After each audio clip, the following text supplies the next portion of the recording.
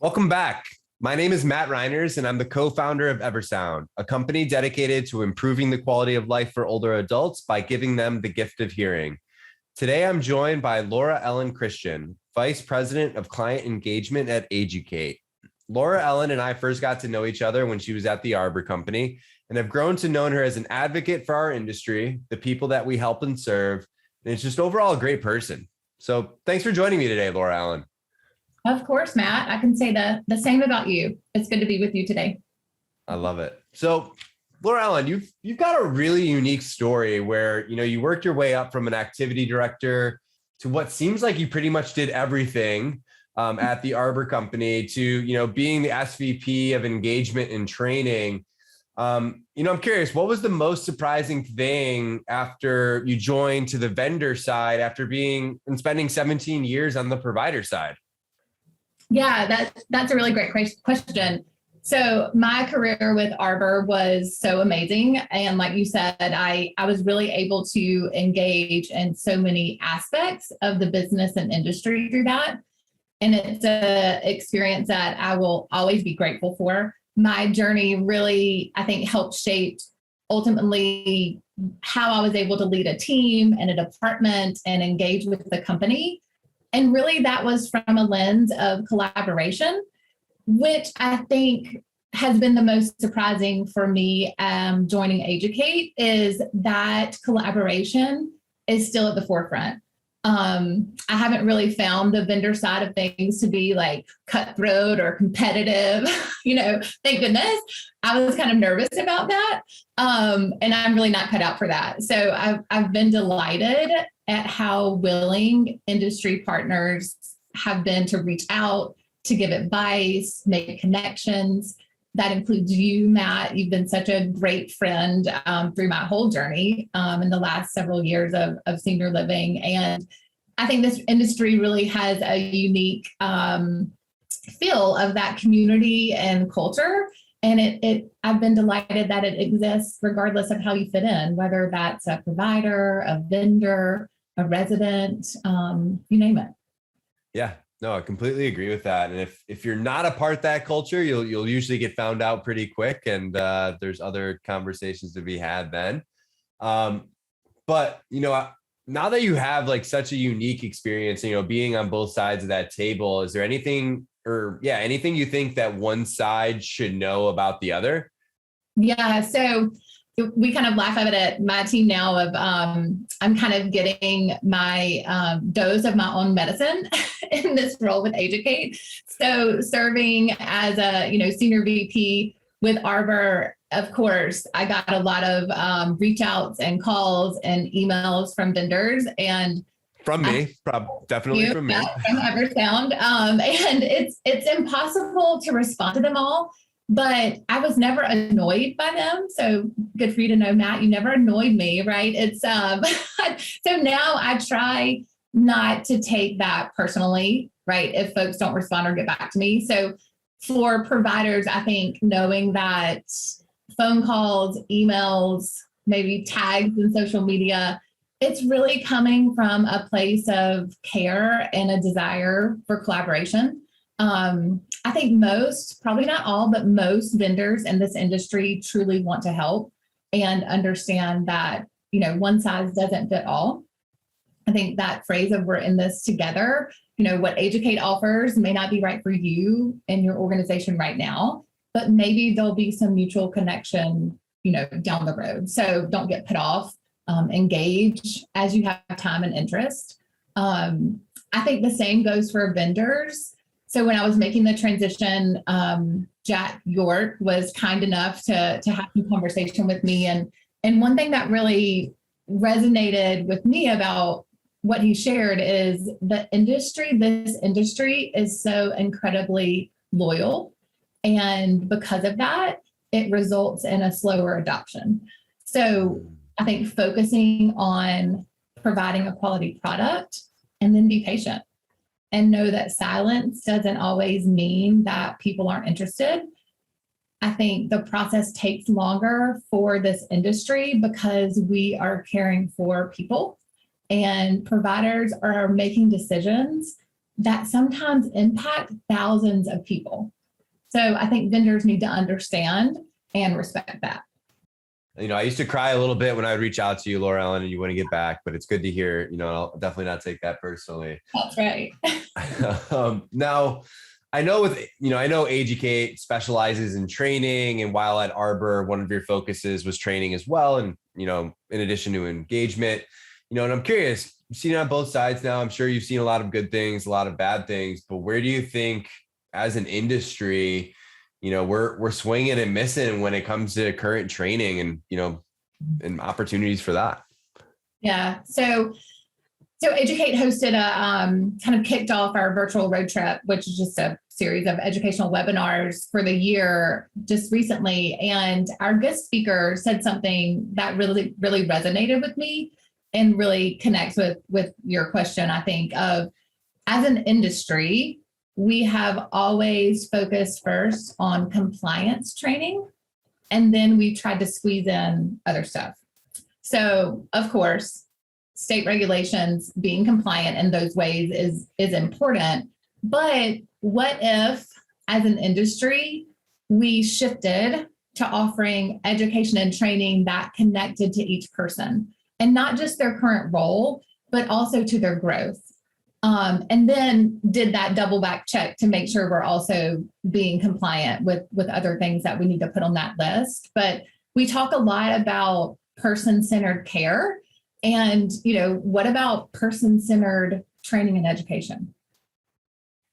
Absolutely, right? Hey, we all learn differently. We all have different motives. And yeah, I mean, it starts with the person. And if we're providing that person-centered care to our residents, we need to do it with our staff. Absolutely. And, I'm curious, over the last decade or so, how have you seen training change?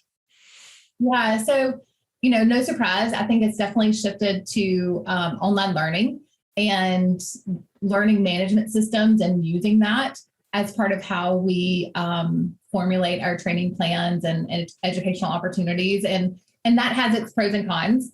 I think that's increased accessibility, which is a shift we've seen training take as well. People are seeking out more training and education opportunities. So having online options, having autonomy of topic choice is important, as well as the on-demand features that we continue to see connected with training and education so that you can engage in it as time allows for you. But often a con in that is you're losing sometimes that element of engagement and support to help people turn knowledge into action, right? To help them practice and explore application of what they're learning. And we've seen evolution of that a little bit. I think, development of micro-learning courses, other ways that really help people reinforce skill building in small doses. So that's great. Another shift, I think, is recognizing the importance of the learner and how they contribute to the training experience. Mm-hmm. So during my tenure at Arbor, very fortunate that I was just raised in the culture that training and education was always focused on the learner, not the presenter, right? So I really, really enjoyed that as part of my role of connecting with people, facilitating conversation for learning. I think that's still evolving for our industry, trying to shift from talking to people to talking with people, shifting the mentality that every meeting or quick team huddle or one-on-one conversation is really an opportunity for learning and sharing. So, ways that we can really integrate it into the culture rather than it being the static one-time thing that you're offering.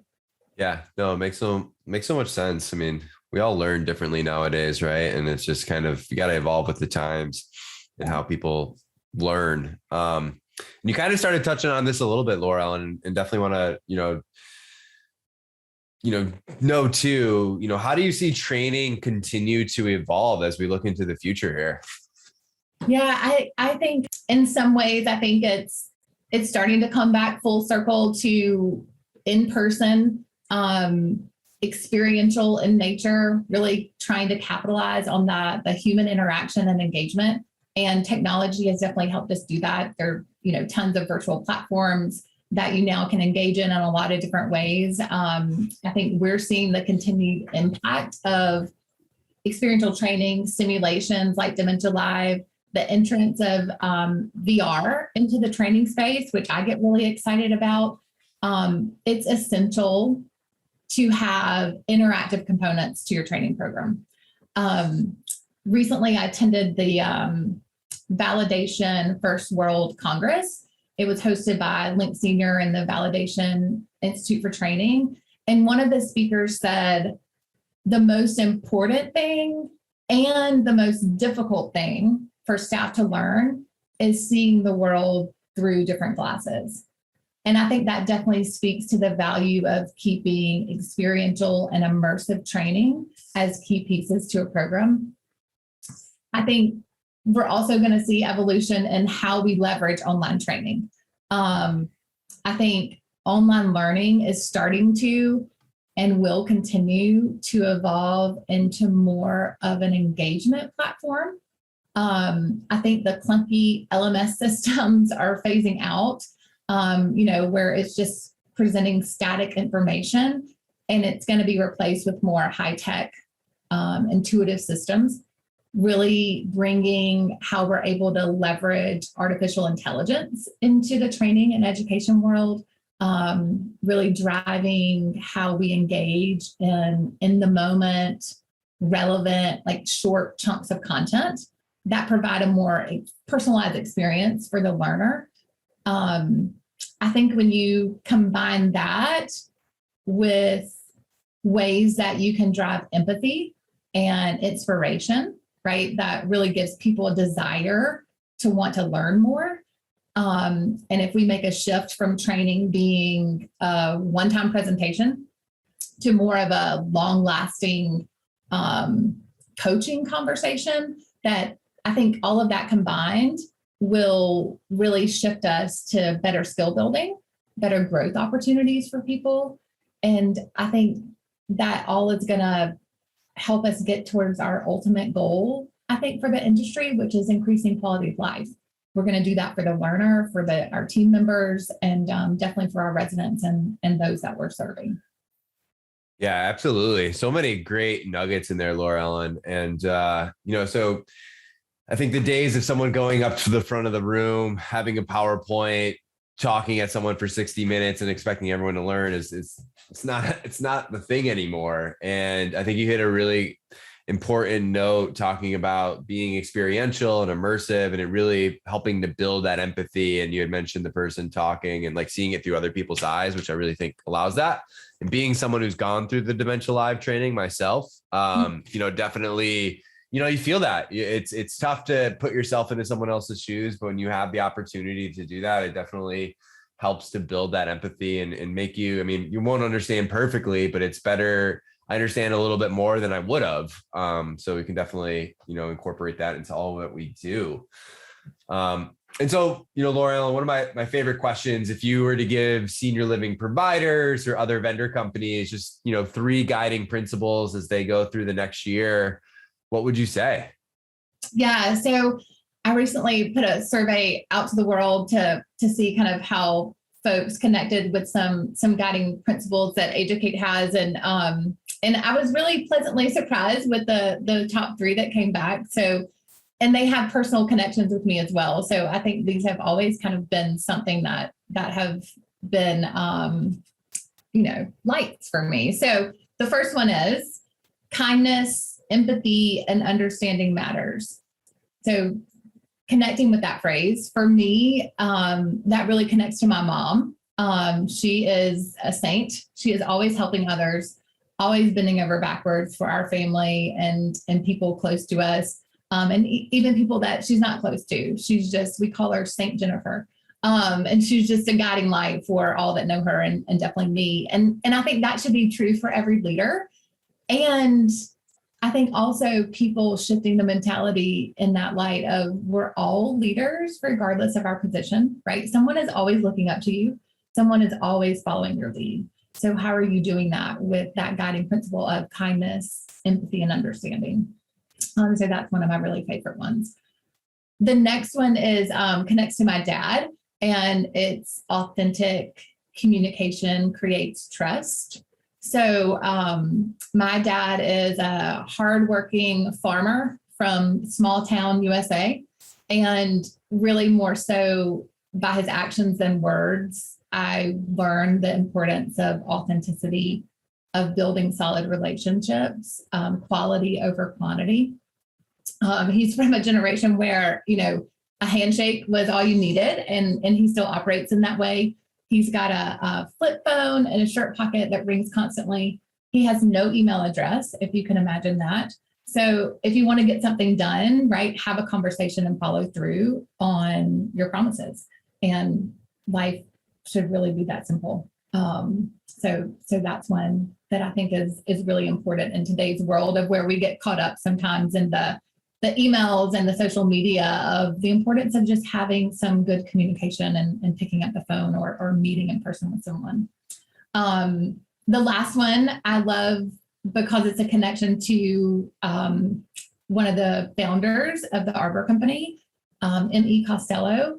And he had a saying that is always be on the far side of fair, right? So it also connects to do the right thing for the right reasons.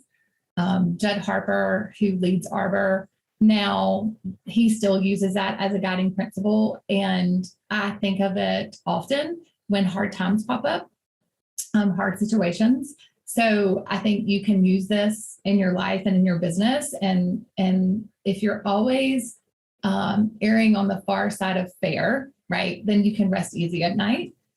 You may not realize the impact of those decisions in the moment. And I think sometimes when it's that hard decision, you might seem like making it because it's the right thing to do might be setting you back, right? So it's kind of hard to make that decision. But I think you have to trust that doing that and living by that is putting those positive ripple effects into the world.